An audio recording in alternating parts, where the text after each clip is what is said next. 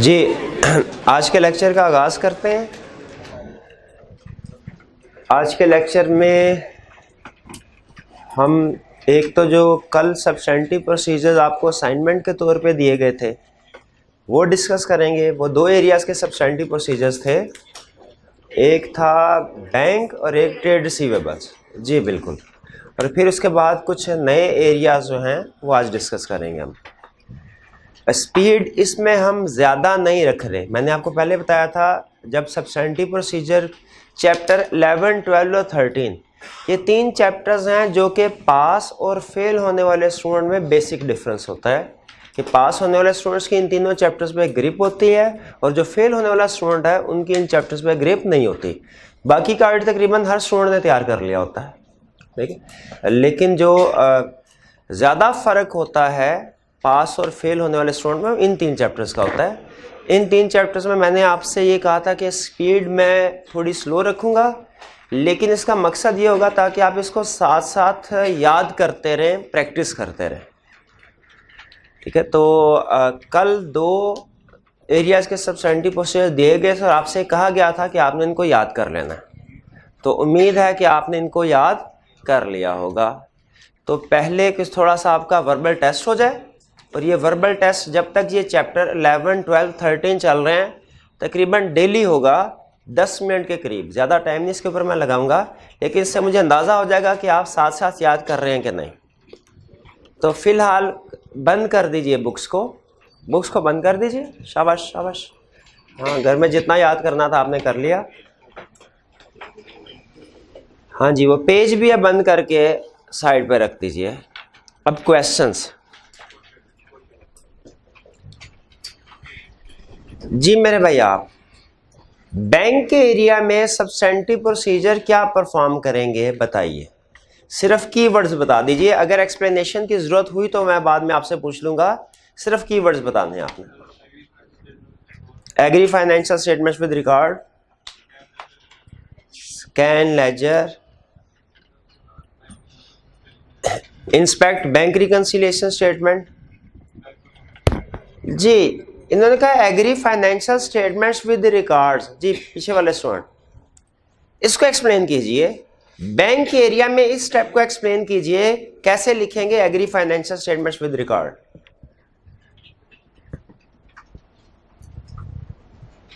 कि balance appearing in balance sheet as bank, agree करना है किसके साथ?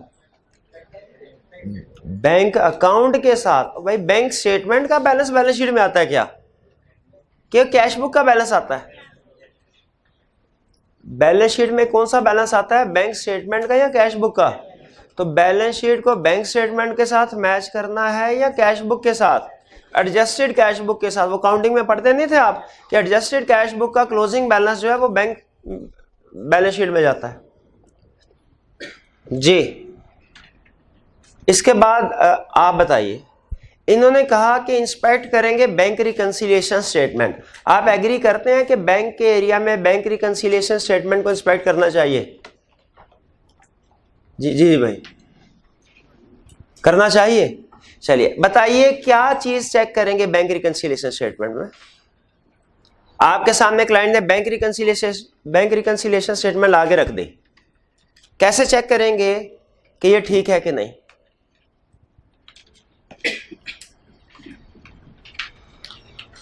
मेरे भाई ने याद नहीं किया, नहीं पढ़ा ना। क्यों नहीं पढ़ा? फेल हो जाएंगे अगर नहीं पढ़ेंगे तो।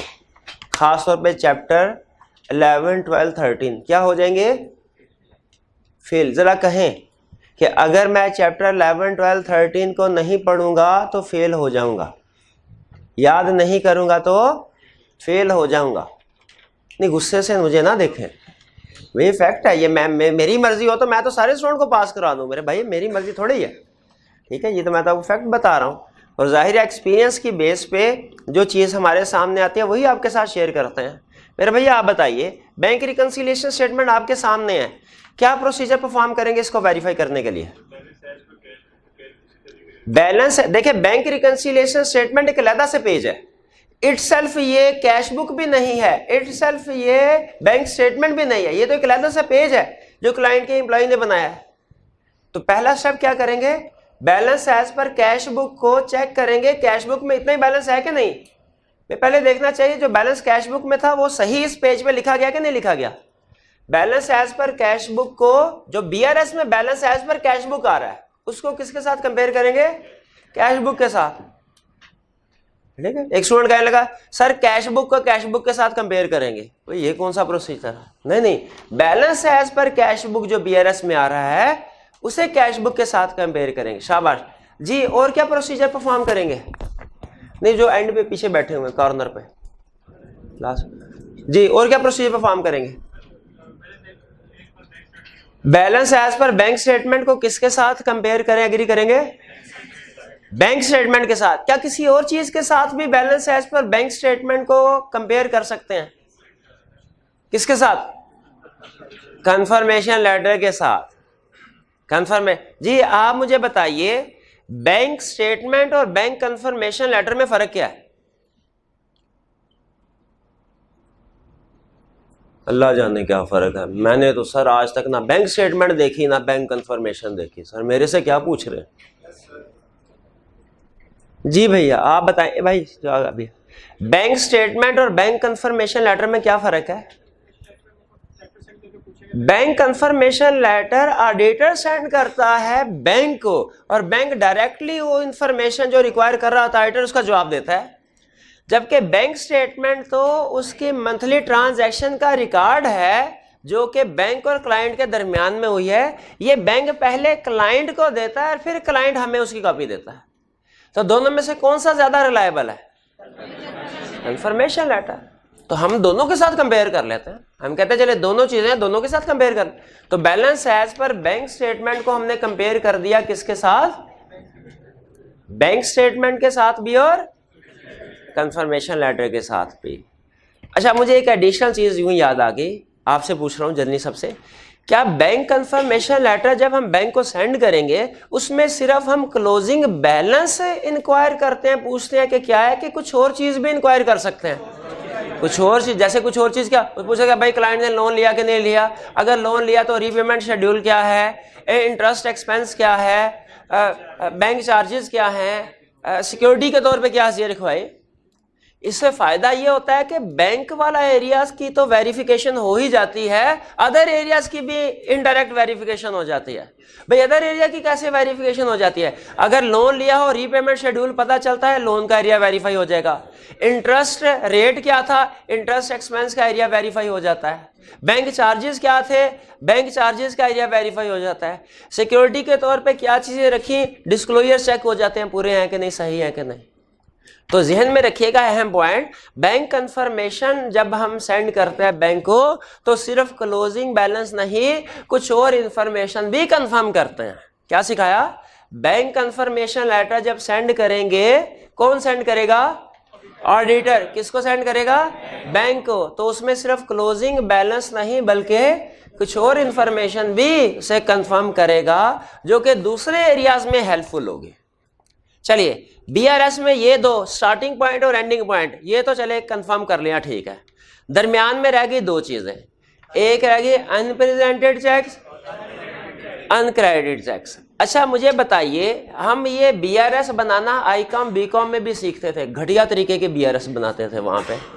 उसमें क्या करते थे, अनप्रेजेंटेड चेक का टोटल आ जाता था और अनक्रेडिटेड चेक्स का भी टोटल आ जाता था, टोटल अमाउंट इतनी है। आप भी इसी तरीके से सीखते हैं कि आपको इंडिविजुअल चेक भी सिखाया जाता है कि यहाँ पे चेक भी आएंगे, अनप्रेजेंटेड चेक में कितने चेक है, चेक का नंबर लिखो, हर एक के आगे अमाउंट लिखो, ये कंसेप्ट सिखाया जाता है आपको।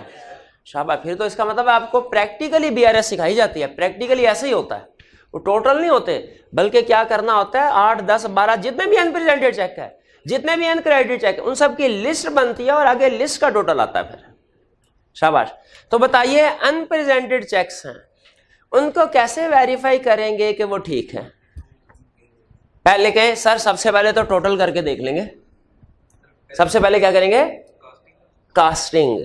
कास्टिंग के स्पेलिंग क्या है, CAST के COST।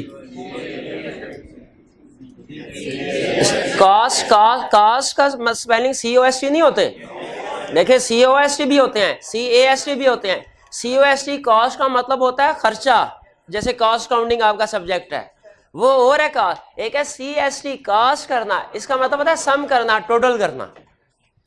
हमारे अकाउंटेंट ऑडिटर्स के कुछ वर्ड फेवरेट होते हैं, हम वही यूज करते हैं। हालांकि फर्क कोई नहीं होता दूसरे टर्म्स में भी, लेकिन जैसे हम कभी भी ये नहीं कहेंगे कि इन्वेंट्री बाय की, हमेशा क्या कहते हैं परचेज। बाय का वर्ड अकाउंटेंट के मुंह से आप नहीं सुनेंगे, परचेज का वर्ड सुनेंगे, वो हमेशा परचेज का वर्ड यूज करता है।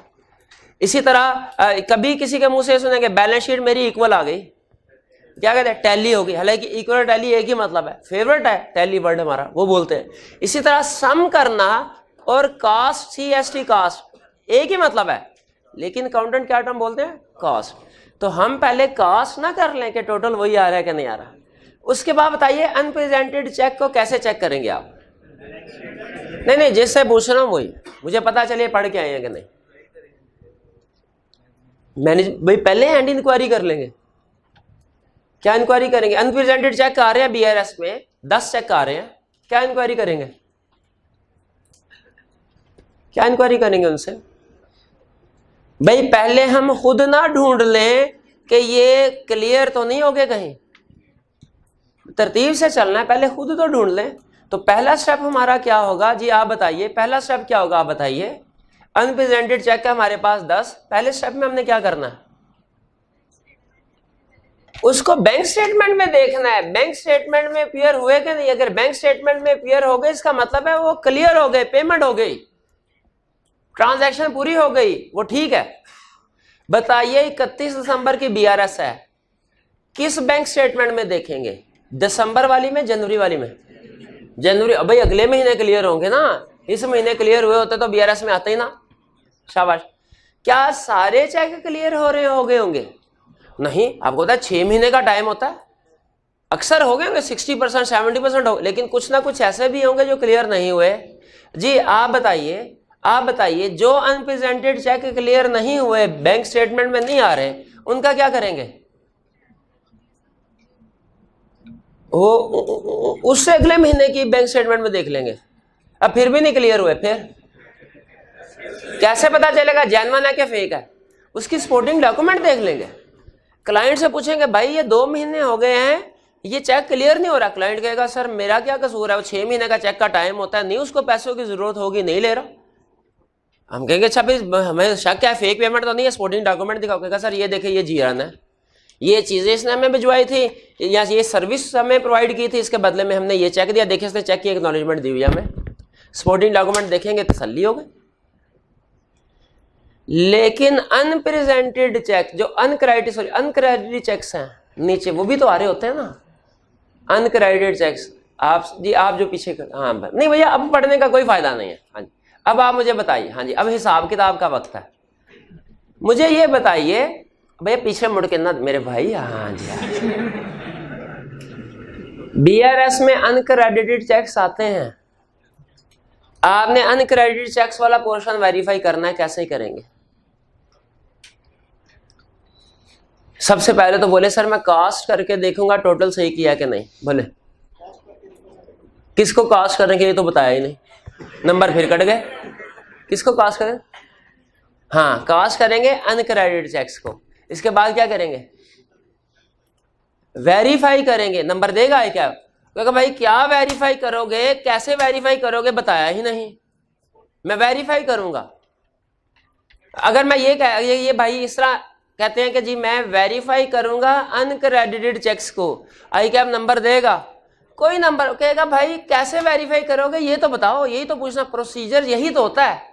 ये तो आपने मकसद बता दिया, प्रोसीजर तो बताया ही नहीं। मैं वेरीफाई करूंगा, मैं पास करूंगा पेपर, ये नहीं बताओ कैसे पास करोगे। ऐसे थोड़ी हो जाता है इरादा जाहिर कर दिया मैं पास करूंगा, नहीं इरादा नहीं, प्रोसीजर चाहिए मुझे। हाँ बैंक स्टेटमेंट से, बैंक स्टेटमेंट में क्या करेंगे? तो कैसे आप कहें सर मैं अनक्रेडिटेड चेक्स में से कुछ चेक को सेलेक्ट करके देखूंगा अगले महीने की बैंक स्टेटमेंट में अपीयर हो रहे हैं कि नहीं।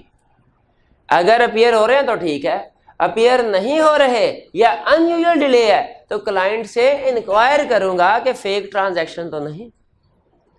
बताना है उसको, प्रोसीजर बताना है। प्रोसीजर सेल्फ एक्सप्लेनेटरी होना चाहिए, हमने कोई खाली जगह नहीं छोड़नी, जनरल हवाई बात नहीं करनी, चेक कर लेंगे सर। ये तो बैंक है, ये तो निस्बतन आसान वाला था, आसान वाला नहीं आप याद करके आए। ये कॉर्नर वाले भाई, ये जो धक्का दे रहे हैं उसको, भाई वो किधर जाए, और दीवार के साथ तो लग गया। और भाई थोड़ा सा इधर हो जाए, जगह दे भाई को जरा, हाँ खुल खिला के बैठ जा भाई, भाई खुल बैठ गए। अब मुझे ये बताइए कि बैंक के सब्सटेंटिव पर बैंक बैलेंस को वेरीफाई करना है, सब्सटेंटिव प्रोसीजर बताइए जी।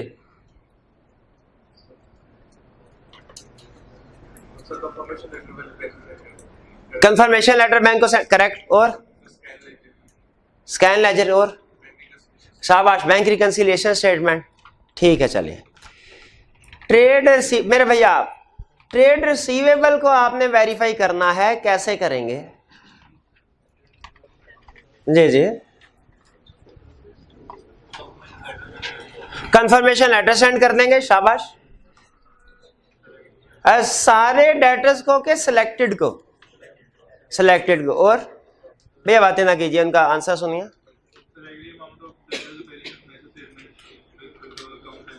अमाउंट एग्री कर लेंगे कंट्रोल अकाउंट के साथ, सेल्स लेजर के साथ, रिकंसिलिएशन की बनेगी। अगर कंट्रोल अकाउंट सेल्स लेजर का बैलेंस डिफरेंट, सॉरी, अगर डेटर्स कंट्रोल अकाउंट और सेल्स लेजर का बैलेंस डिफरेंट है, उसकी रिकंसिलिएशन बनेगी। लेजर स्कैन किया, अनयूजुअल एंट्रीज। अच्छा सुने, अनयूजुअल एंट्रीज का 2 क्वेश्चन मेरे, जिससे पूछूंगा वो बताएगा, क्वेश्चन रिपीट नहीं करूंगा, पहली दफा गौर से सुनना। ईयर एंड पे सिग्निफिकेंट सेल्स रिकॉर्ड हुई जो ईयर एंड के बाद रिवर्स भी हो गई, सेल्स रिटर्न हो गई, आपके ख्याल में, एंड पे जो भाई बैठे हैं, आपके ख्याल में क्या ये अनयूजुअल आइटम है? बताइए आप जी जी। अनयूजुअल आइटम है, क्यों? क्या आपके ख्याल में क्या हो सकता है? क्या सेल्स को ओवरस्टेट करने के लिए फेक सेल रिकॉर्ड की जो ईयर एंड के बाद रिवर्स हो गई, शाबाश। अगला पॉइंट सुने, मिलता जुलता है, लेकिन ये केस स्टडी डिफरेंट थी, आई कैबिनेट टेस्ट की। अब सुने, ये वाला क्वेश्चन जो मैंने बताया, ये उसने रिस्क असेसमेंट के क्वेश्चन में टेस्ट किया था ये कंसेप्ट। अब जो कंसेप्ट बताने जा रहा हूं, ये ऑडिट रिपोर्ट वाले में केस स्टडी उसने टेस्ट की। सुनेगा, कहने का ईयर एंड के बाद सेल्स रिटर्न हुई, क्यों? डिफेक्टिव इन्वेंट्री थी। केस समझ आ गया? ईयर एंड के बाद सेल्स रिटर्न हुई, क्यों? डिफेक्टिव इन्वेंट्री थी जी। क्या इसका, वो कॉर्नर पेंट पे जो भाई बैठे हैं, क्या इसका हमारी फाइनेंशियल स्टेटमेंट पे कोई इंपैक्ट आएगा जी? वैल्यूएशन ऑफ इन्वेंट्री पे इफेक्ट आएगा? मैं इसका फाइनेंशियल स्टेटमेंट पे इफेक्ट पूछ रहा हूं, रिस्क नहीं पूछ रहा। ईयर एंड के बाद डिफेक्टिव इन्वेंट्री रिटर्न हो गई, फाइनेंशियल स्टेटमेंट पे कोई इफेक्ट आएगा? कुछ नहीं पता क्या आएगा। भाई जो सेंटर में बैठे हैं मुसलसल कुछ काम कर, हाँ जी आप बताइए जी जी। आप एंड पे बैठे हैं मेरे भाई, मेरे भैया आप ही से अर्ज कर रहा, हाँ जी आप एंड पे आप ही बैठे हैं ना? अच्छा जी बताइए, शाबाश। ये एडजस्टिंग इवेंट है, फाइनेंशियल स्टेटमेंट में क्या इफेक्ट आएगा? इन्वेंट्री को एनआरवी पे इंक्लूड करना पड़ेगा बस भाई। सेल्स को भी तो रिवर्स करना पड़ेगा, आपको सेल्स और डेटर्स की रिवर्सल एंट्री पास करनी पड़ेगी। सेल्स ठीक है, हाँ इन्होंने एक स्टेप और आगे सोचा। इन्होंने कहा सर अगर तो डिफेक्टिव इन्वेंट्री जो थी, इन्वेंट्री डिफेक्टिव है, वो सिर्फ उसी इन्वेंट्री में मसला था, फिर तो यहाँ पे बात खत्म हो जाती है। लेकिन अगर कोई मैन्युफैक्चरिंग फॉल्ट था, मैन्युफैक्चरिंग प्रोसेस में फॉल्ट था, तो फिर इसका मतलब है हो सकता है हमारी कोई दूसरी इन्वेंट्री भी एनआरवी पे आनी हो सकता है हमारे फिक्स एसेट भी इंपेयर होने हो। शाबाश, बिल्कुल ठीक, ऐसे नहीं बचा सर। हाँ वो जो प्रीवियस क्वेश्चन होता है ना, प्रीवियस टॉपिक्स के, उन पे 50 रुपए मिलते हैं। ये इंश्योर करने के लिए कि आप प्रीवियस टॉपिक की रिवीजन कर रहे हैं कि नहीं कर रहे, ये तो आपका करंट है, इस पे थोड़ी 50 रुपए मिलेंगे जी। ये मेरे भाई आप यस बार बार आप ही आपसे पूछ भी चुका हूं, फिर भी एंड पे जो भाई बैठे हैं, हाँ जी बिल्कुल। प्रोविजन फॉर बैड डेट्स के प्रोसीजर बता दीजिए। नहीं वो सबसे एंड पे, हाँ जी।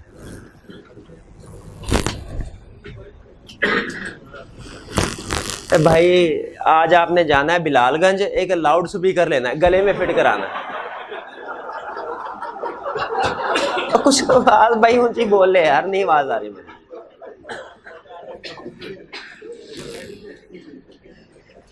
भाई रास्ते में कहीं भाई मुकब्बर बन जाए, इनकी आवाज मेरे तक पहुंचा दे।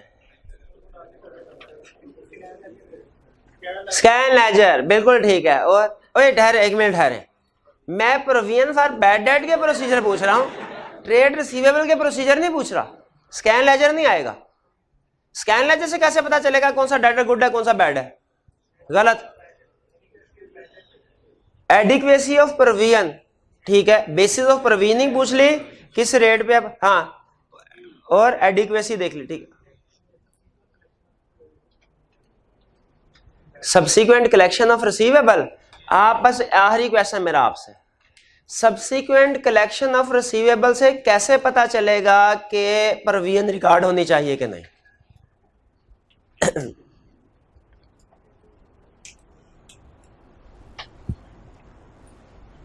अगर सब्सिक्वेंट टू ईयर एंड कोई डेटर बैड हो जाता है, उससे तो पता चलेगा हमें कि ये डेटर बैड हो गया, प्रोविजन रिकॉर्ड कर दो।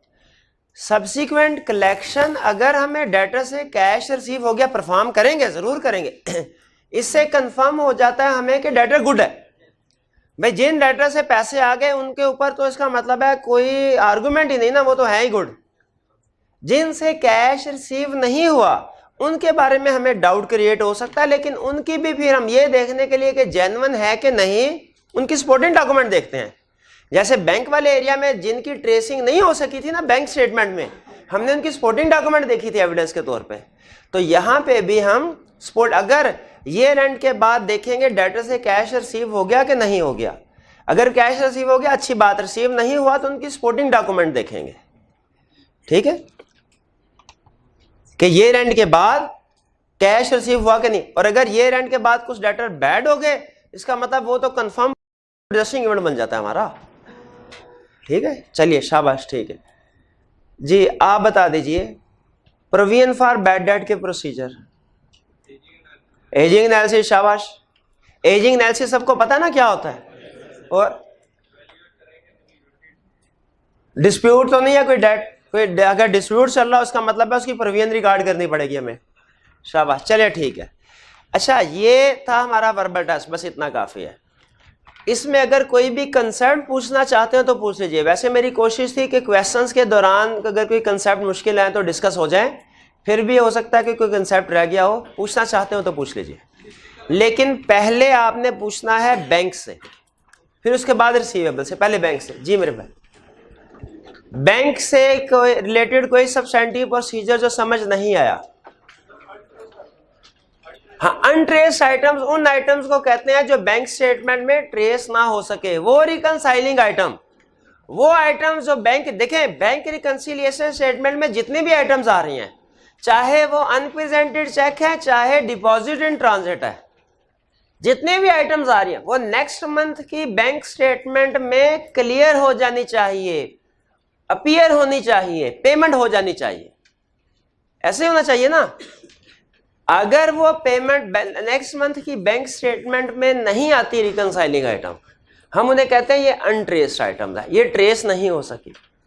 इनके बारे में फिर हम क्लाइंट से पूछते हैं भाई ये कौन सी चीजें हैं जो भी ट्रेस नहीं हुई, जो बैंक स्टेटमेंट में नहीं आए। क्लियर हो गया जी? ठीक है। जो रिकंसाइलिंग आइटम बैंक स्टेटमेंट में आपको नहीं मिल सकी वो अनट्रेस्ड है। क्वेश्चन 22 का पार्ट 2।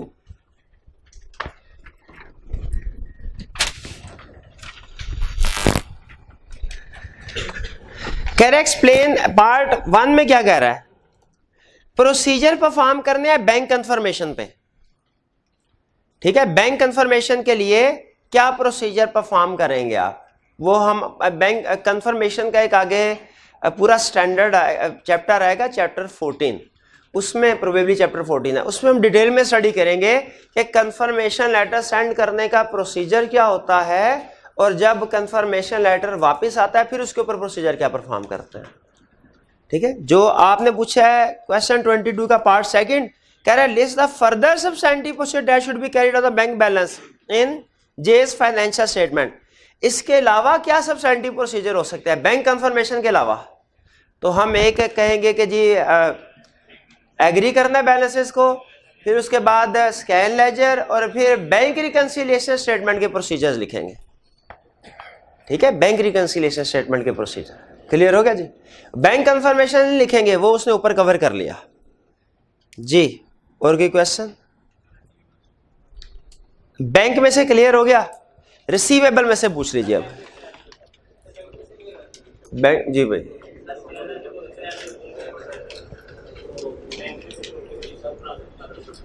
देखिए बैंक में छोटी बड़ी सारी ट्रांजैक्शंस आ रही हो, लेकिन उसमें बाज़ औक़ात ऐसा होता है कि कोई वेरी लार्ज अमाउंट आ सकती है ना। जैसे हम किसी रिक्शा चलाने वाला बैंक अकाउंट देखें, उसमें से 200 मिलियन की ट्रांजैक्शन आ जाए, भाई आ सकती है कि नहीं आ सकती? हम कहेंगे यार ये तो कोई इलीगल पेमेंट, ये कोई तो मनी लॉन्ड्रिंग की इंडिकेशन है। तो हमने ये देखना है, आप लोग भी अगर आपने कोई बैंक अकाउंट खुलवाया हुआ है तो बैंक स्टेटमेंट को चेक करते रहा करें फॉर अनयूजुअल आइटम। हालांकि उसमें 150, 200, 250 की ट्रांजैक्शन नहीं आ रही होंगी, लेकिन फिर भी इंस्पेक्ट करते रहना चाहिए। भैया कोई लाखों करोड़ों की ट्रांजैक्शन भी हो सकती है, कोई और आपके अकाउंट को मिसयूज कर रहा हो जी। भैया बैंक से रिलेटेड कोई क्वेश्चन है मेरे भाई तो वो पूछ लीजिए, कोई क्वेश्चन नहीं है। अब रिसीवेबल्स की तरफ चलते हैं, रिसीवेबल से रिलेटेड कोई क्वेश्चन? हाँ, हिस्टोरिकल एक्यूरेसी का क्या मतलब है? हिस्टोरिकल एक्यूरेसी, हिस्टोरिकल एक्यूरेसी का मतलब ये है कि देखें पास्ट में पिछले सालों में क्लाइंट जो provision for bad debt record करता रहा है और एक्चुअल बैड डेट्स होते रहे हैं, वो दोनों क्लोज हैं कि नहीं। अगर तो क्लाइंट पिछले सालों में प्रोविजन फॉर बैड डेट की एस्टिमेशन सही करता रहा है तो इसका मतलब क्या होगा कि इस साल की भी एस्टिमेशन उसकी सही होगी, इस नतीजे पे पहुंच रहे हैं।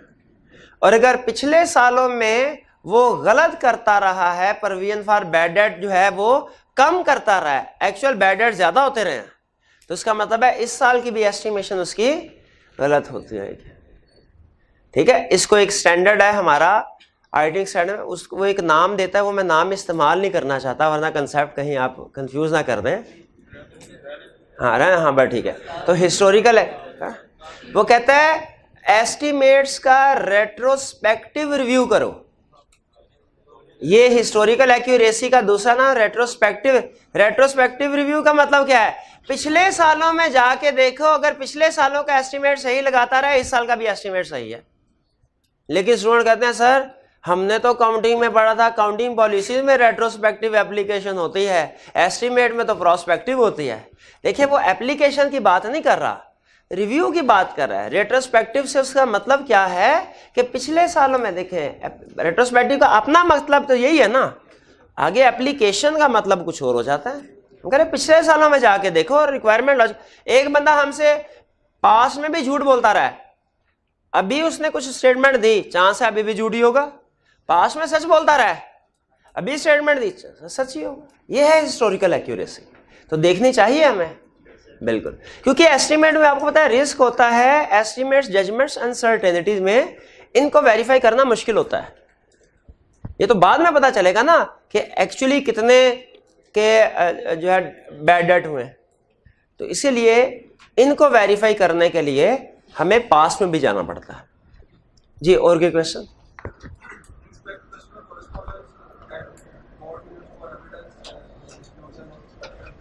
हाँ जी, हाँ, करस्पॉन्डेंस को अंडरलाइन कीजिए।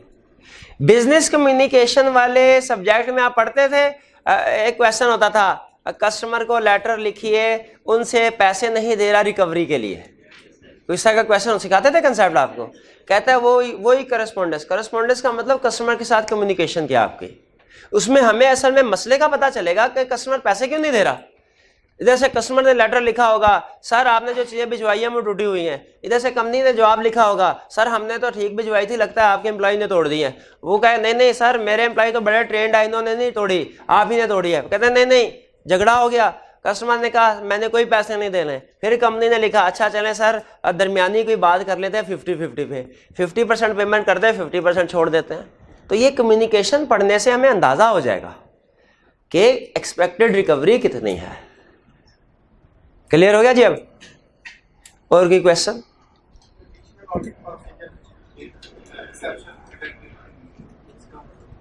हाँ, एडिशनल ऑडिट प्रोसीजर एक्सेप्शन।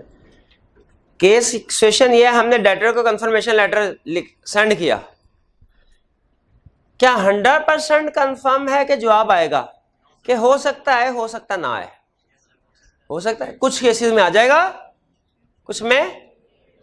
अच्छा, जिन केसेस में आएगा उनमें क्या हमेशा बैलेंस एग्री होगा? कि हो सकता है बैलेंस एग्री करे, हो सकता है डिसएग्री करे, हो सकता है बैलेंस एग्री करे, हो सकता है डिसएग्री करे। जब बैलेंस डिसएग्री करेगा इसे कहते हैं एक्सेप्शन, इसे कहते हैं। अगर एक्सेप्शन आ गई, हमारे क्लाइंट ने कहा मैंने 10 लाख लेना है, डेटर ने कहा मैंने तो 8 लाख देना है, एक्सेप्शन आ गई, हमें छोड़ देनी चाहिए वहीं पे कि इसको फर्दर इन्वेस्टिगेट करना चाहिए ताकि पता चले 2 लाख का फर्क किस वजह से है। ये कोई टाइमिंग डिफरेंस है, cash in transit, good in transit, या ये मिस स्टेटमेंट है, क्लाइंट ने फेक एंट्री किया। ठीक है, इनकंसिस्टेंसी वाला। क्या हमें फर्दर प्रोसीजर परफॉर्म करने चाहिए इस केस में अगर 10 लाख और उधर से 8 लाख का जवाब आए? यही वो कह रहा है करो।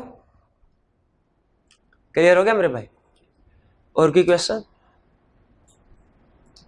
कोई क्वेश्चन नहीं, सब क्लियर है? चलिए क्लोज कर दूं फिर इसको। आज जो हम सब्सटेंटिव प्रोसीजर्स पढ़ने जा रहे हैं जिन एरियाज के, वो है तीन। इसमें कैश तीन कौन कौन से हैं? Inventory, cash, trade payables. 3 areas कौन कौन से? Inventory, cash, trade payable. अच्छा, अब एक चीज ध्यान में रखिएगा, हम क्लास में हर एरिया को डिस्कस करेंगे, किसी एरिया को छोड़ेंगे नहीं, ठीक है? लेकिन हर एरिया में हर प्रोसीजर को डिस्कस नहीं करेंगे, ठीक है? क्योंकि कुछ प्रोसीजर आपको पता है स्पेसिफिक होते हैं, कुछ जनरल होते हैं। जनरल हम पढ़ चुके हैं पहले 2 लेक्चर्स में। तो जो मैं हर रोज पढ़ के आऊंगा प्रोसीजर्स और देखूंगा अच्छा ये प्रोसीजर पहले डिस्कस हो गया, ये नहीं हुआ, ये डिस्कस हो गया, ये नहीं हुआ। जो स्पेसिफिक प्रोसीजर्स होंगे ना, ऐसे प्रोसीजर जो क्लास में डिस्कस नहीं हुए किसी, वो तो मैं आपको बोर्ड पे इंशाल्लाह एक्सप्लेन करूंगा। लेकिन ऐसे प्रोसीजर जो जनरल नेचर के हैं, agree financial statements with record, अब ये तकरीबन हर एक में आ रहा होगा, अब फिर मैं इस तरह के जनरल प्रोसीजर डिस्कस नहीं करूंगा, ठीक है? सिर्फ स्पेसिफिक प्रोसीजर। आपको कोई इश्यू तो नहीं है? हाँ, आपने घर जाके पढ़ना सबको है, याद भी सारे करने हैं। अगर आपको जनरल प्रोसीजर में भी कोई इश्यू होता है ना, तो नेक्स्ट डे पूछ सकते हैं, पूछने में कोई पाबंदी नहीं है। लेकिन पढ़ाते हुए मेरा फोकस उन प्रोसीजर पे ज्यादा होगा जो स्पेसिफिक है, क्योंकि जनरल वाले जो है वो हम इकट्ठे पढ़ चुके हैं। मकसद भी यही था कि जब हम डिस्कस कर रहे हैं स्पेसिफिक एरियाज को, तो जब इंडिविजुअल एरियाज को, तो स्पेसिफिक जो एरियाज हैं उन पे ज्यादा फोकस करें। इनमें सबसे आसान कैश। प्रैक्टिकली कैश में सिर्फ एक ही प्रोसीजर होता है प्रैक्टिकली। क्या? ईयर एंड पे जाके कैश काउंट कर लेते हैं भाई कितना कैश है। लेकिन आई कैप ने 3-4 नंबर का क्वेश्चन पूछ लिया, कैश में सब्सटेंटिव प्रोसीजर बताओ, तो हमने बिला वजह के 2-3 प्रोसीजर और भी ऐड कर दिए, 3-4। हमने कहा ईयर एंड पे जाके स्टॉक काउंट भी कैश काउंट भी करेंगे, और फिर ये भी देख लेंगे कि नोट के ऊपर ईद मुबारक तो नहीं लिखा हुआ। ये क्यों देखेंगे नोट के ऊपर ईद मुबारक लिखा हुआ है कि नहीं, कि जाली तो नहीं है, असली है कि नहीं? फिर वापस आते हुए क्लाइंट से कहेंगे सर एक्नॉलेजमेंट दीजिए कि आपने जितना कैश हमारे हवाले किया था हमने काउंट करने के बाद उतना कैश आपके हवाले कर दिया। ये ना हमारे घर पहुंचने से पहले पहले आपने हमारे पीछे पुलिस लगाई हो कि 5 लाख ले गया। तो एहतियातन अपने आप को सिक्योर करने के लिए क्लाइंट से एक्नॉलेजमेंट ले लेते हैं कि हमने आपको कैश सारा रिटर्न कर दिया। और क्लाइंट से ये भी पूछ लेंगे कि सर कोई कैश ऐसा तो नहीं है जो है तो कंपनी का लेकिन किसी और के पास है। क्लाइंट कहेगा सर ये कैसे हो सकता है। हमने कहा फॉर एग्जाम्पल आपने किसी को एडवांस दिया हो, कोई किसी के पास कोई थोड़ा बहुत कैश पैटी कैश होता है रिखवाया हो कि छोटे मोटे खर्चे कर देना। पैटी कैश का कंसेप्ट पढ़ा ना अकाउंटिंग में। हाँ, तो कोई किसी और के पास कैश तो नहीं, कहेगा नहीं सर किसी और के पास कैश नहीं, यही सारा कैश है। तो कैश के प्रोसीजर तो सिंपल, मेन प्रोसीजर एक ही, जाके कैश काउंट कर लो बस। फिर इसके बाद ट्रेड पेबल्स। ट्रेड पेबल्स में कैश की निस्बत 1-2 पॉइंट है, लेकिन ट्रेड पेबल जब आप पढ़ेंगे आपको ऐसे लगेगा जैसे ये ट्रेड रिसीवेबल का भाई है। तो कैसे प्रोसीजर तकरीबन एक जैसे होंगे, उधर भी एग्री इधर भी एग्री, उधर भी रिकंसिलिएशन इधर भी रिकंसिलिएशन, उधर भी कंफर्मेशन इधर भी कंफर्मेशन, ठीक है। लेकिन उधर प्रोविजन फॉर बैड डेट था, इधर प्रोविजन फॉर बैड क्रेडिटर नहीं होगा, बल्कि इधर प्रोसीजर्स होंगे कंप्लीटनेस के। जर्नल तो वही होंगे जो उधर थे, लेकिन स्पेसिफिक में डेटर्स के एरिया में कौन सा स्पेसिफिक एरिया था, प्रोविजन फॉर बैड डेट का। क्रेडिटर में स्पेसिफिक एरिया कौन सा है, कंप्लीटनेस। क्योंकि डेटर देखिए रिस्क फर्क है ना, हर एरिया में आपको पता है एक जैसा रिस्क नहीं होता, कहीं पे रिस्क ज्यादा है कहीं पे कम है, कहीं पे कोई रिस्क है कहीं पे कोई रिस्क है। एसेट्स में और इनकम में रिस्क होता है ओवर स्टेटमेंट का, एक्सपेंसेस और लायबिलिटीज में रिस्क होता है अंडर स्टेटमेंट का। इसीलिए डेटर्स के लिए स्पेसिफिक तो प्रोविजन फॉर बैड डेट है, क्रेडिटर्स के लिए स्पेसिफिक क्या है, कंप्लीट। क्योंकि क्रेडिटर में रिस्क हमारा ये होता है कहीं इसने कुछ क्रेडिटर ये ना रिकॉर्ड ही ना किए हो, लायबिलिटीज रिकॉर्ड ही नहीं की। इसीलिए जहन में रखिएगा नॉर्मल प्रोसीजर जो है डेटर क्रेडिटर के सेम है, स्पेसिफिक में फर्क कंप्लीटनेस। ये इंश्योर करने के लिए क्या प्रोसीजर परफॉर्म कर सकते हैं कि कंप्लीट क्रेडिटर सारे के सारे रिकॉर्ड हो गए। इसमें दो अहम प्रोसीजर है, बाकी 1-2 और भी है वो पढ़ देंगे आप। एक है हमने इंश्योर करना है पेंडिंग जीआरएन क्लाइंट ने रिकॉर्ड की हो। क्या रिकॉर्ड की हो, ये जीआरएन क्या होती है, गुड रिसीव्ड नोट, ये तो बताया। पेंडिंग जीआरएन पहली दफा सुन रहे हैं, ये क्या होती है। पेंडिंग जीआरएन ऐसी जीआरएन को कहते हैं जो अभी रिकॉर्ड नहीं हुई। पेंडिंग जीआरएन ऐसी जीआरएन को कहते हैं जो अभी रिकॉर्ड नहीं हुई। असूली तौर पे जिस दिन पहले बताइए जीआरएन बनती है कि पहले रिकॉर्डिंग होती है, फिर रिकॉर्डिंग होती है ना अकाउंट्स में। जी असूली तौर पे जिस दिन जीआरएन बने रिकॉर्डिंग भी उसी दिन हो जानी चाहिए। लेकिन फर्ज कीजिए किसी वजह से जिस बंदे ने रिकॉर्डिंग करनी थी वो उस दिन छुट्टी पे था, उसकी तबीयत खराब थी, या जानबूझ के हो सकता है कुछ जीआरएन को रिकॉर्ड ना किया हो कंपनी ने। तो क्या ऐसा पॉसिबल है कि कुछ जीआरएन कंपनी में हैं, गुड रिसीव्ड हो गई, जीआरएन भी बन गई, रिकॉर्ड नहीं हुई। तो जरा सोचे अगर उन्हें कहेंगे पेंडिंग जीआरएन, पेंडिंग जीआरएन की वजह से क्या होगा, क्रेडिटर्स अंडरस्टेटेड होंगे, परचेजेस भी अंडरस्टेटेड होंगे। तो हमने जाके सिंपल क्या करना है, पेंडिंग जीआरएन को रिकॉर्ड करवा देना अगर कोई है। कंप्लीट हो गई क्रेडिटर्स कुछ ना कुछ। दूसरा काम क्या करना है, को हमने रिव्यू करना है लिस्ट ऑफ सप्लायर्स को, कंपनी के जितने भी सप्लायर्स हैं उनको रिव्यू करना है।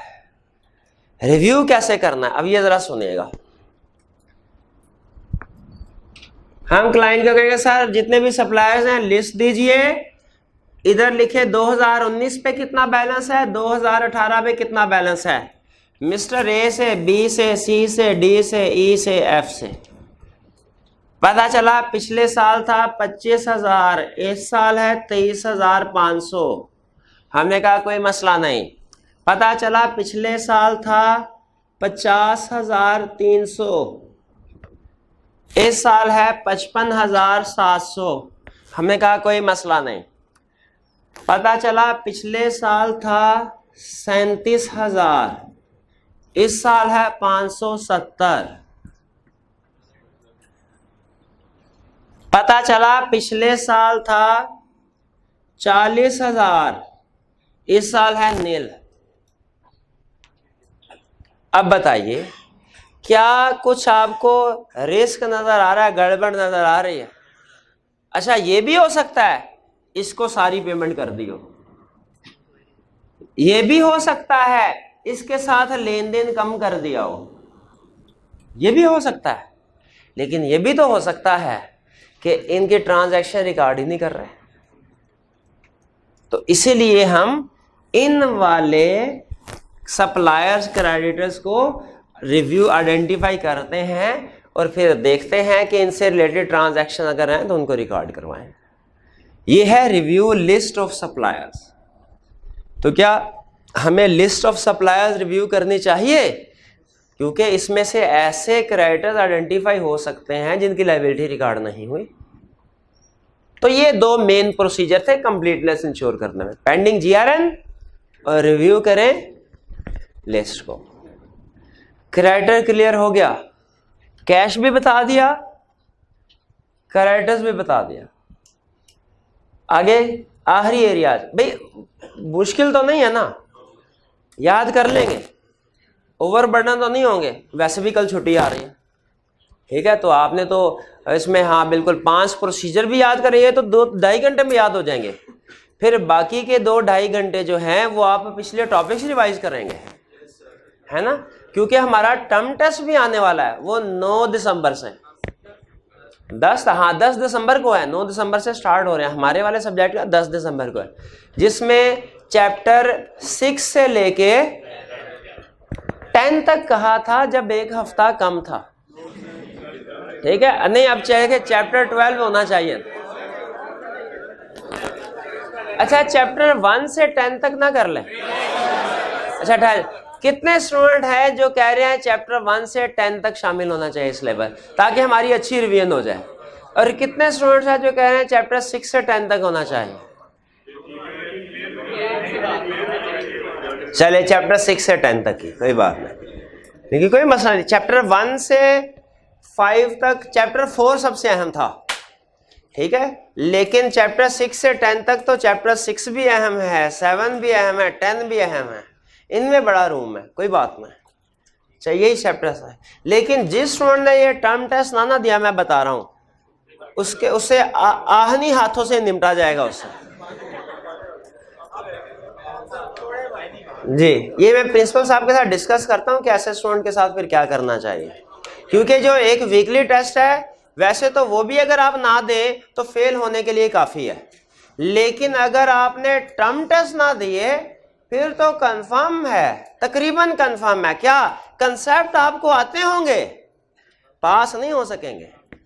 कंसेप्ट आते होंगे, क्लासेस ले लें और टेस्ट ना दें तो फिर क्या होता है भला? फिर कंसेप्ट सारे आते होते हैं, क्वेश्चन पढ़ के कहते हैं सर जहां से मर्जी पूछना मुझे आता है, पता नहीं मैं पास क्यों नहीं हुआ, क्यों नहीं पास हुआ? टेस्ट नहीं दिए। सर टेस्ट ना देने से क्या होता है? पता नहीं चलता क्वेश्चन कैसे अटेम्प्ट करना है, केस स्टडी कैसे सॉल्व करनी है, केस स्टडी कैसे सॉल्व करनी है ये नहीं पता चलता। ये पता कब चलेगा? टेस्ट अटेम्प्ट करेंगे। अटेम्प्ट कितने करें? 40%, 45%, 40%, 45%।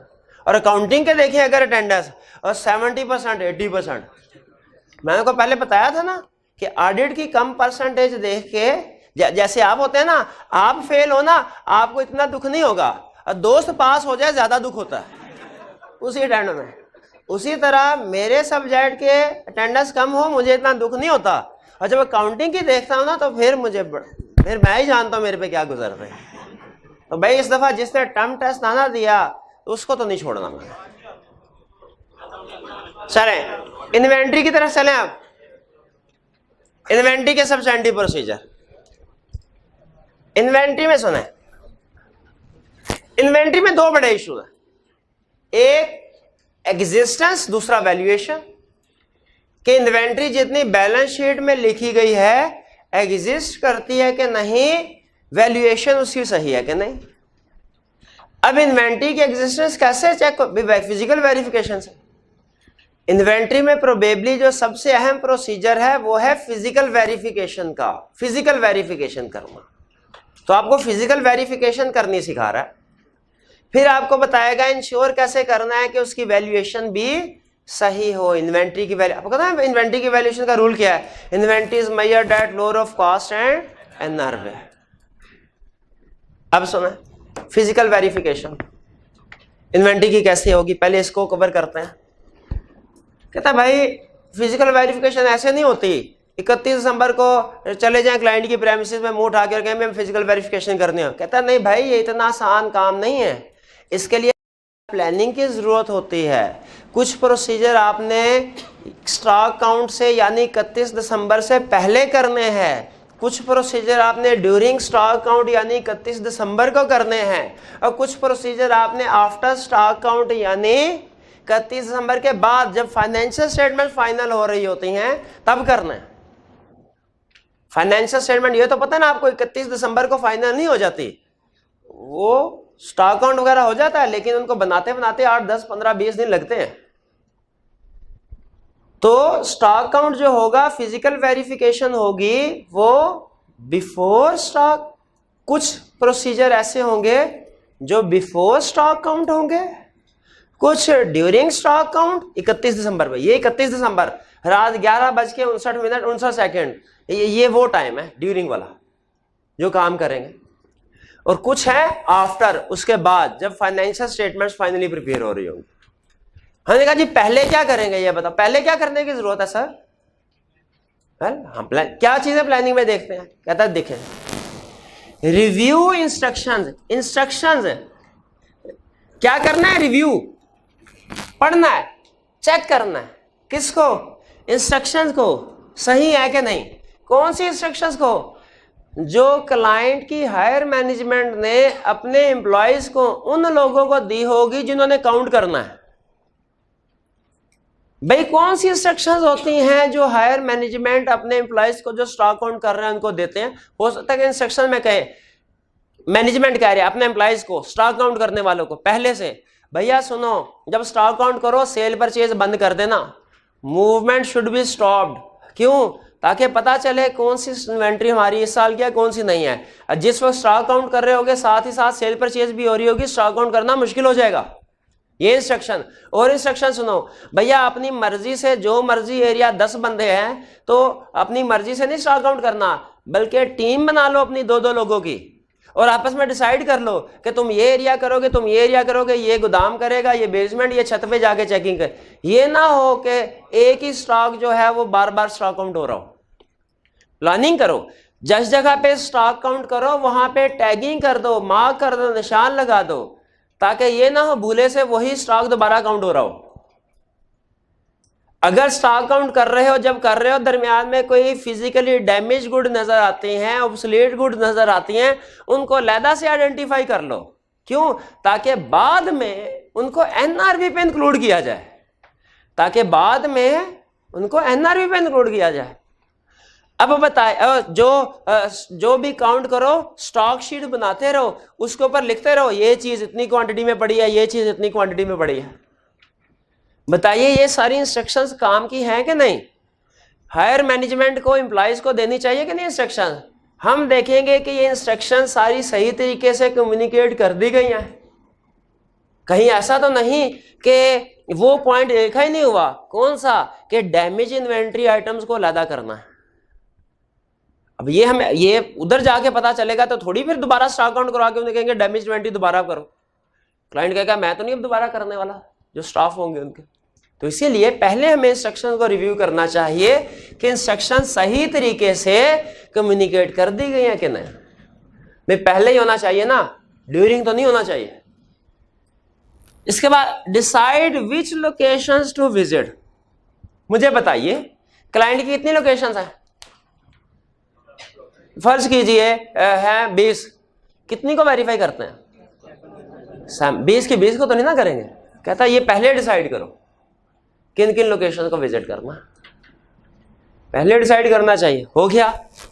इसके बाद जिन लोकेशन को विजिट करना है अब डिसाइड करो अकेले जाना है कि एक्सपर्ट को साथ लेके जाना है या कि कंपोनेंट ऑडिटर को भेजना है। एक्सपर्ट क्या होता है भला? जो किसी भी फील्ड में एक्सपर्ट हो स्वाय अकाउंटिंग और ऑडिट के, क्योंकि अकाउंटिंग और ऑडिट के एक्सपर्ट को एक्सपर्ट नहीं, उसे तो ऑडिटर कहते हैं, चार्टर्ड अकाउंटेंट कहते हैं। एक्सपर्ट जो प्रॉपर्टी की वैल्यूएशन करता है, लेकिन मैंने कहा हर फील्ड कोई और भी हो सकते हैं, जो इन्वेंट्री की वैल्यूएशन भी करने वाले एक्सपर्ट हो सकते हैं, लीगल केसेस के बारे में हमें अपना ओपिनियन देने वाले भी एक्सपर्ट होते हैं, आईटी के एक्सपर्ट भी हो सकते हैं, इंजीनियर भी एक्सपर्ट होते हैं, किसी भी फील्ड के हो सकते हैं। अगर इन्वेंट्री क्लाइंट की स्पेशलाइज नेचर किया है तो हमें एक्सपर्ट को साथ लेके जाना चाहिए। जैसे एग्जांपल दी थी आपको वो यूएसबी वाली, वो याद है आपको? फ्रॉड बताया नहीं था आपको यूएसबी वाला? ऑडिट करने के लिए गया, वो कोई कंप्यूटर कंपनी थी, उन्होंने यूएसबी का स्टॉक रखा हुआ था। अब कुछ फिनिश गुड थी, कुछ वर्किंग प्रोसेस रॉ मटेरियल भी था। फिनिश गुड पैकिंग हुई, पता चल गया ये कितने की 64 GB वाली है, इसको वैल्यू करो 1000 पे। ये कितने की है 128 वाली 1500 पे वैल्यू करो। ये कितने की है 512 वाली 500 पे वैल्यू करो। वैल्यूएशन हो गई। वर्किंग प्रोसेस और रॉ मटेरियल था, इनकी तो पैकिंग हुई नहीं हुई थी, इनका तो सिर्फ वो जो क्या होता है चिप्स ही होती है, वो क्लाइंट ने कोई 25-30 हज़ार चिपें सारी उधर सामने रख दी। ऑडिटर का वैल्यूएशन करो। ऑडिटर पूछ रहा अच्छा ये कौन सी वाली है? सर ये सारी की सारी जो है ये हमारी जो है ये 128 GB वाली है। उसने कहा अच्छा 128 GB वाली है, ठीक है, वैल्यूएशन कर दी। बाद में पता चला वो सारी की सारी 256 MB वाले थे। अब मुझे बताइए पैकिंग नहीं हुआ, क्या इस तरह के स्टॉक को एक नॉर्मल ऑडिटर जो अकाउंटिंग और ऑडिट का एक्सपर्ट है वो प्रॉपरली वैल्यू कर सकता है? उसके साथ उसे कोई आईटी एक्सपर्ट लेके जाना चाहिए था। वो अपना साथ के मीटर शीटर लेके जाता, साथ लगाता, सुइयां हिलती, वो बता देता भाई ये 256 वाली है कि 128, जो भी है, जो भी तरीकाकार होता है उनका, ठीक है। तो एक्सपर्ट को साथ लेके जाना चाहिए। आप अगर फर्ज कीजिए सुई नॉर्दर्न गैस पाइपलाइन का ऑडिट करने के लिए जाते हैं SNGPL का, वो कहते हैं जी हमारी इन्वेंट्री में तो ये गैस है नेचुरल गैस। अब आप क्या उसको मेजर कर सकते हैं? उसके लिए क्या लगा है? आग लगा के, शाबाश है। वो आप जैसे बंदे के लिए वो लतीफा मशहूर है ना, एक बंदा तीलियां जला जला के फेंकी जाए, साथ वाला कहता क्या कर रहे हो? कह रहा है देख रहा हूं माचिस सही है कि नहीं है। आग लगा के शाबाश, उड़ जाए सारा पाकिस्तान उड़ जाए, है तुम्हारा ऑडिट सही हो जाए बस। तो एक्सपर्ट की जरूरत है, तो उसको भी साथ लेके जाना है। ये कंपोनेंट ऑडिटर कौन होता है? कंपोनेंट ऑडिटर, हाँ फर्ज कीजिए अगर नहीं कोयटा में कोई क्लाइंट की ब्रांच है, लोकेशन है, क्या हम खुद उधर जाके विजिट करेंगे? बल्कि उधर के किसी बंदे को कह देंगे कि भैया ऑडिटर हम इतनी दूर नहीं आ सकते, आप खुद से हमारे बिहाफ पे स्टॉक काउंट करके हमें वर्किंग पेपर सेंड कर दे। ये होता है कंपोनेंट। तो ये पहले फैसला करने चाहिए कि स्टॉक काउंट के दौरान में पहले, और डिसाइड कर लो, क्लाइंट से पहले पूछ लो भैया आपकी कोई इन्वेंट्री ऐसी तो नहीं है जो किसी और लोकेशन पे थर्ड पार्टी के पास पड़ी हो? ऐसे कभी कभी होता है कि नहीं होता? क्या होता है कभी कभी क्लाइंट की इन्वेंट्री थर्ड पार्टी के पास पड़ी है, तो वह भी डिसाइड। अच्छा बताइए थर्ड पार्टी जो पड़ी होती है इन्वेंट्री, हम कैसे चेक करते हैं उसको? दो तरीके हैं, या तो फिजिकली जाके खुद चेक कर लें या कंफर्मेशन लेटर सेंड कर दें। कह रहे पहले डिसाइड करिए ना, वो स्टॉक काउंट करने के लिए जाए, पता चले वहां पे इन्वेंट्री पड़ी नहीं, वो तो आगे किसी थर्ड पार्टी के पास है। तो हमें पहले से पता हो ताकि हम डायरेक्ट थर्ड पार्टी के पास पहुंचे। जी फिजिकल वेरिफिकेशन से पहले क्या प्रोसीजर परफॉर्म करना है, क्लियर हो गया? इंस्ट्रक्शंस को रिव्यू करना है जो क्लाइंट अपने एम्प्लॉइज को देगा, डिसाइड करना है कौन सी लोकेशन को विजिट करना है, एक्सपर्ट या कंपोनेंट ऑडिटर को एंगेज करना है, ये डिसीजन कर लेंगे। और अगर इन्वेंट्री थर्ड पार्टी पे है पहले से वैल्यूएट कर लेंगे ताकि जो भी हमने प्लान करना है प्रोसीजर वो डिसाइड करना है। अब आ गया वो दिन भी नहीं बल्कि 31 दिसंबर 2019 रात 11:59 और 59 हाँ, जब सारी दुनिया एक दूसरे को मैसेज कर रही होते हैं हैप्पी न्यू ईयर, और हम क्लाइंट से पूछ रहे होते हैं, सर जी ये इस गोदाम में अगर जाएं तो अंदर कोई सांप या चूहा तो नहीं निकलेगा? वो कहता नहीं नहीं सर, वो अभी 2 दिन पहले सांप निकला था तो मार दिया, उसके बाद कोई नहीं निकला, तो हमारा रिस्क खत्म हो जाएगा, है ना? नहीं, रिस्क बढ़ जाएगा। चले, तो फिर उसी तरह जब क्लाइंट का फ्रॉड सामने आए तो हमें यह सोचना चाहिए कि एक ही फ्रॉड था, वो भी हमारे सामने आ गया। नहीं नहीं भैया, और फ्रॉड भी होंगे, सांप अकेला थोड़ी रहता होगा, उसका तो पता नहीं कितने सदियों से उसका खानदान पल रहा होगा अंदर। हाँ जी। तो अब देखें, ड्यूरिंग स्टॉक काउंट क्या करना है, ये सुन लीजिए। कह रहा है ऑब्जर्व करें। क्या ऑब्जर्व करना है? इधर इंस्ट्रक्शंस को पढ़ा था, इधर इंस्ट्रक्शंस को, इधर ऑब्जर्व करना क्या, इंस्ट्रक्शंस के मुताबिक ही काउंट कर रहे हैं कि नहीं कर रहे हैं। इसके ऊपर आईकैप केस स्टडी टेस्ट करता है, चैप्टर 11 में पढ़ेंगे कि हमने देखना होता है क्लाइंट ने स्टॉक काउंट सही किया कि नहीं इंस्ट्रक्शंस के मुताबिक। तो समझ आया, लिंक बना। इधर इंस्ट्रक्शंस पढ़ रहे हैं, इधर कि उस इंस्ट्रक्शन के मुताबिक कर रहा है कि नहीं। फिर क्या करना है, क्या इंस्पेक्ट करना है? इन्वेंट्री को कैसे, लिस्ट टू फ्लोर और फ्लोर टू लिस्ट, पता ना? लिस्ट टू फ्लोर से कंप्लीटनेस, हाँ एग्जिस्टेंस, लिस्ट टू फ्लोर से और फ्लोर टू लिस्ट से, शाबाश, समझ आ गया। ऑब्जर्व इंस्पेक्शन 50 रुपए, ये ला। उस स्टूडेंट के लिए जो बताएगा इन दोनों प्रोसीजर्स में क्या फर्क है, ऑब्जर्व में और इंस्पेक्ट में, टेक्निकल फर्क बताएगा। इन दोनों प्रोसीजर में क्या फर्क है, जल्दी से बता। शाबाश, गलत जी। ऑब्जर्व देखना होता है, इंस्पेक्ट जो है छूना होता है। ठीक है, आगे बता जी। गलत जी भाई, आप सुनाए जी। सिलेक्शन में गलत। ऑब्जर्व है टेस्ट ऑफ कंट्रोल, इंस्पेक्ट है सब्सटेंटिव प्रोसीजर।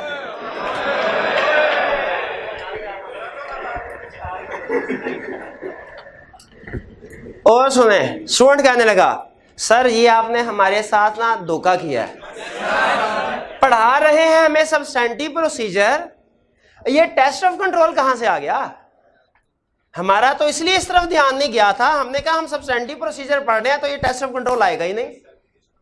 हाँ, तो भैया ऑब्जर्व इसलिए कि कुछ एरियाज में आईकैप ने सब्सटेंटिव प्रोसीजर में टेस्ट ऑफ कंट्रोल्स भी इंक्लूड कर दिए, तो हमने भी इंक्लूड कर दिए। अच्छा, वैसे कुछ ज्यादा गलत भी नहीं किया आईकैप ने, क्योंकि देखिए अगर इन्वेंट्री को हम वेरीफाई कर रहे हैं साथ ही साथ टेस्ट ऑफ कंट्रोल उसी वक्त सब्सटेंटिव प्रोसीजर भी कर सकते हैं, तो इकट्ठे कर लेने चाहिए ना। अब ये थोड़ी है कि ऑब्जर्व करने के लिए पहले आएंगे फिर उन्हें कहेंगे अच्छा हम वापस जा रहे हैं सब्सटेंटिव प्रोसीजर के लिए, दोबारा किसी और दिन आएंगे। ओके भाई, उसी दिन चेक कर लो ना। आगे चल के हम पढ़ेंगे फिक्स एसेट में एडिशन के प्रोसीजर। एडिशन, उसमें कहेगा फिक्स एसेट एडिशन में सब्सटेंटिव प्रोसीजर क्या है, आपने कॉस्ट वगैरह चेक कर लें, परचेज प्राइस वगैरह, देखिए सही कैपिटलाइजेशन हुई है कि नहीं। साथ ही साथ कहेगा डायरेक्टर्स की अप्रूवल भी चेक कर लो, एसेट्स को खरीदने के लिए ली गई है कि नहीं। अब आप कहेंगे सर बाकी तो सब्सटेंटिव प्रोसीजर है, ये अप्रूवल तो कंट्रोल है, ये कहां से आ गया? तो चूंकि उससे रिलेट करता है इसलिए इकट्ठा लिख दिया, तो और असूली तौर पे लहदा होना चाहिए टेस्ट ऑफ कंट्रोल, लेकिन चूंकि रिलेट करता है इसलिए कर दिया इकट्ठा। तो कोई इतराज तो नहीं आपको? ऑब्जर्व हो गया, इंस्पेक्शन भी। फिर चेक करना है, क्या चेक करना है? कंडीशंस को। भाई कौन सी कंडीशन, किसकी कंडीशन? इन्वेंट्री की। फिजिकल कंडीशन, ऑब्सोलीट तो नहीं, डैमेज तो नहीं। भाई क्यों चेक कर रहे हैं? ताकि बाद में जब फाइनेंशियल स्टेटमेंट्स बन रही हो तो हम देख लें कि ये लोअर ऑफ कास्ट एनआरवी पे रिकॉर्ड हुआ है कि नहीं हुआ। यहां पे कंडीशन देख रहे हैं इन्वेंट्री की, नोट कर लेंगे और बाद में देखेंगे जब फाइनेंशियल में बनेगी कि ये वाली इन्वेंट्री जो स्टॉक काउंट के दौरान नोट की थी फिजिकली डैमेज है, लोअर ऑफ कास्ट एनआरवी पे रिकॉर्ड हुई कि नहीं बाद में। लिंक समझ आया? यहां पे भी टिक लगा रहा हूं, उधर भी टिक लगा रहा हूं, साथ ही समझा दिया। ये बाद में करना। और क्या, एक्सक्लूड कर दो, क्या? Inventory of third parties. भाई जैसे ये पॉसिबल है कि थर्ड पार्टी की हमारी इन्वेंट्री थर्ड पार्टी के पास हो, जैसे ये पॉसिबल है हमारी इन्वेंट्री थर्ड पार्टी के पास हो, तो क्या ये भी पॉसिबल नहीं कि थर्ड पार्टी की इन्वेंट्री हमारे पास हो? तो वो चेक कर लो और जहन में रखो, हमारी इन्वेंट्री थर्ड पार्टी के पास है, ऐड करना है। थर्ड पार्टी की इन्वेंट्री हमारे पास है, एक्सक्लूड करना। क्लाइंट से कहेंगे भाई लदा करके रखो, इसको मिक्स ना करो। ये भी रिलेट करवा दिया। आगे परफॉर्म करो क्या? Cut off. कट ऑफ क्या होता है समझ लगी ना? आप डिस्कस हुआ है।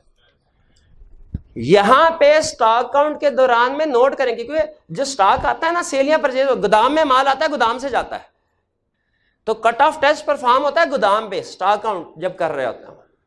यहां पे हम डॉक्यूमेंट नंबर नोट करेंगे ताकि बाद में इंश्योर कर सके कि जो सेल और परचेज रिकॉर्ड की गई है इन डॉक्यूमेंट्स नंबर तक रिकॉर्ड की गई है कि नहीं। यानी यहां पे भी देखें, नोट यहां पे कर रहे हैं, उसके मुताबिक फाइनेंशियल स्टेटमेंट बनी है कि नहीं, ये बाद में देखना है। दोनों में फर्क समझ आया? छोड़ कहते सर इधर भी कट ऑफ है इधर भी कट ऑफ है, क्या दोनों एक जगह, समझ नहीं आ रही क्या किधर होगा। तो भाई इधर नोट कर रहे हैं, इधर कट ऑफ टेस्ट में हम नोट कर रहे हैं कि आखिरी सेल आखिरी परचेज क्या हुई थी, आखिरी डॉक्यूमेंट क्या बना गोदाम में। और यहां पे जब फाइनेंशियल स्टेटमेंट सामने आएगी तो सेल्स अकाउंट खोल के देखेंगे कि आखिरी ट्रांजैक्शन तक रिकॉर्ड हुई है कि नहीं, उससे आगे पीछे तो नहीं मामला। भाई फर्क समझ आ रहा है ना? यहां पे कट ऑफ नोट कर रहे हैं, यहां पे देख रहे हैं अप्लाई सही किया कि नहीं किया। Obtain signed stock sheet, client से जाते हुए स्टॉक शीट ले लेंगे, साइन करवा जो उसने की होगी। भाई स्टॉक शीट क्लाइंट के पास होगी कि नहीं होगी? स्टॉक काउंट किया सारा, होगी। स्टॉक शीट क्यों नहीं होगी? उससे ये स्टॉक शीट ले लेंगे। क्यों ले लेंगे? ताकि बाद में हम देखें कि जो क्लाइंट ने बैलेंस शीट में स्टॉक की फिगर इंक्लूड की है इसी के मुताबिक की है कि नहीं। ये तो नहीं स्टॉक शीट में टोटल इन्वेंट्री आ रही है 50 लाख की और बैलेंस शीट में डाल दी 70 लाख की। हम कहेंगे भाई जब उस दिन स्टॉक काउंट हो रहा था मैं भी मौजूद थे, तुम भी मौजूद थे, तब तो साइन करके तुमने दिया था 50 लाख था बैलेंस, ये 70 लाख कहां से आ गया? तो यहां पे स्टॉक शीट ले रहे हैं क्लाइंट से और यहां पे चेक कर रहे हैं कि बैलेंस शीट में जो स्टॉक है वो उसके मुताबिक ही है कि नहीं। नहीं समझ आ रहा पॉइंट? तो इसको भी टिक लगा दिया, इसको भी लगा दे। इंस्पेक्ट करें क्या? एजिंग रिपोर्ट बाद में। किस लिए? इधर जो ऑब्सोलीट आइटम आइडेंटिफाई हुए थे उनके मुताबिक, ठीक है। एजिंग वगैरह में भी आपको पता है प्रोविजनिंग के लिए एजिंग भी यूज होती है। क्लियर हो गया ये? अच्छा मुझे बताइए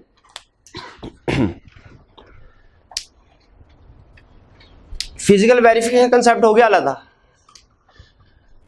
इन्वेंट्री में सबसे हम दो एरियाज होते हैं, फिजिकल वेरिफिकेशन करना, वैल्यूएशन के ऊपर आए। वैल्यूएशन किसी कर रहे हैं? इन्वेंट्री की।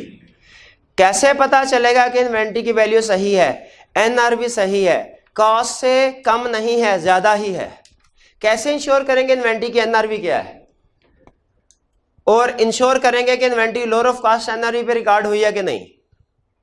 पहली चीज कह रहा है डिस्कस करें reason of increase in inventory और डिक्रीज इन सेल। भाई दोनों चीजें ऑब्सोलीट इन्वेंट्री की तरफ निशानदेही कर रही है कि नहीं? इंक्रीज इन इन्वेंट्री भी डिक्रीज इन सेल भी है, तो क्लाइंट से डिस्कस करें। ऑब्सोलीट इन्वेंट्री आइडेंटिफाई करने के लिए क्या करेंगे? पहला स्टेप क्लाइंट से इंक्वायर करेंगे भाई सेल कम क्यों हुई, इन्वेंट्री बढ़ी क्यों। ये सारे प्रोसीजर ऑब्सोलीट इन्वेंट्री को आइडेंटिफाई करने के लिए हैं। वैल्यूएशन ऑफ इन्वेंट्री का मतलब यही होता है, ऑब्सोलीट इन्वेंट्री लदा करो उसे एनआरवी पे रिकॉर्ड करो। वैल्यूएशन ऑफ इन्वेंट्री का मतलब क्या है कि inventory lower of cost NRV पे रिकॉर्ड होनी चाहिए ना, और एनआरवी पे कौन सी इन्वेंट्री होती है? जो ऑब्सोलीट हो जाए, डैमेज हो जाए। ये सारे प्रोसीजर ऑब्सोलीट और डैमेज इन्वेंट्री को आइडेंटिफाई करने के लिए। पहला, इन्वेंट्री इंक्रीज हो रही है, सेल डिक्रीज हो रही है, इंक्वायर करो क्यों हो रही है। एजिंग रिपोर्ट चेक करो, एजिंग रिपोर्ट चेक करो वैल्यूएशन के लिए। एजिंग रिपोर्ट में से भी ऑब्सोलीट आइटम आइडेंटिफाई हो जाएगी। फिजिकल कंडीशन देखो स्टॉक काउंट के दौरान। अच्छा ये हम कर चुके हैं, एजिंग रिपोर्ट भी इधर देख चुके हैं, फिजिकल कंडीशन भी स्टॉक काउंट में देख चुके हैं। लेकिन खुद बताइए, अगर ICAP हमसे पूछे कि बताओ वैल्यूएशन इंश्योर करने के लिए करेक्ट वैल्यू इन्वेंट क्या प्रोसीजर परफॉर्म करोगे, क्या हम ये और ये दोनों लिखेंगे? सिर्फ यही लिखेंगे ना। तो इसमें हमें ये वाले दो प्रोसीजर ओमिट तो नहीं करने चाहिए, ये क्या कहते हैं कि ये तो उस कंसेप्ट में कवर हो गए, नहीं करने चाहिए। प्रोसीजर वही है, फिजिकल कंडीशन भी हमने वहां देख ली, एजिंग रिपोर्ट भी वहां देख ली, यहां पे भी देख रहे हैं, इंश्योर करने के लिए कि वैल्यूएशन करेक्ट है। ठीक है, चूंकि कंसेप्ट डिफरेंट है इसीलिए वो पॉइंट यहां पे दोबारा आ गया। प्रैक्टिकली हम जाहिर है एक ही वक्त में काम करेंगे, ये डुप्लीकेशन नहीं करेंगे। रिकैलकुलेट करें किसको? NRV को। कैलकुलेशन सही है कि नहीं? Estimated selling price minus cost of completion minus cost to make sale, यही डेफिनेशन होती है शायद। कैलकुलेशन देखें सही है कि नहीं, और देखें रीजनेबल भी है कि नहीं। कैसे देखेंगे रीजनेबल है कि नहीं? उसकी देखें ईयर एंड के बाद सब्सिक्वेंटली सेल प्राइस क्या इन्वेंट्री की। ईयर एंड क्लाइंट ने अगर NRV रखी हुई है 5000, ईयर एंड के बाद सेल हुआ 4000 पे, बताइए कैलकुलेशन आपने देखा 5000 ही थी, लेकिन आप कहेंगे सर कैलकुलेशन तो ठीक है 5000 है, वो तो मैथमेटिकल कैलकुलेशन है ना। असल में तो देखें ईयर एंड के 5000 अगर इसकी NRV होती 5000 पे ना बिकती, 4000 पे बिकी, इसका मतलब क्या है? NRV 4000 है। याद है आपको ये एडजस्टिंग इवेंट होता है हमारा, अगर ईयर एंड के बाद इन्वेंट्री कॉस्ट से कम पे सेल हो। जी कुछ कुछ समझ आया? प्रोसीजर इन्वेंट्री एग्जिस्टेंस के भी क्लियर हो गए, फिजिकल वेरिफिकेशन के, वैल्यूएशन के भी क्लियर हो गए। कोई से भी पूछे आई क्या आप बता देंगे? चलिए बिल्कुल ठीक। यहाँ पे आज का लेक्चर जो है वो हम ख़त्म करते हैं।